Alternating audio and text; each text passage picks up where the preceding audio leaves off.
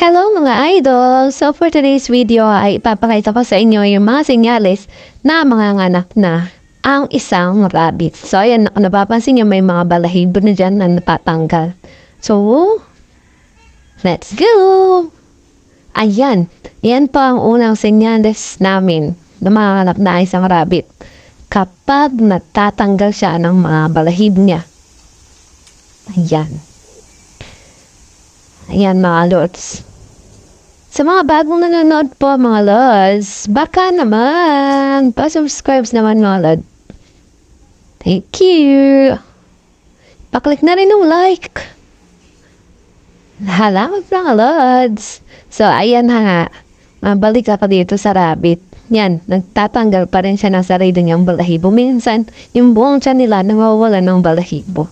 Pagkatapos nilang tanggalin, parang pagdidikit-dikitin nila gamit yung kanilang laway.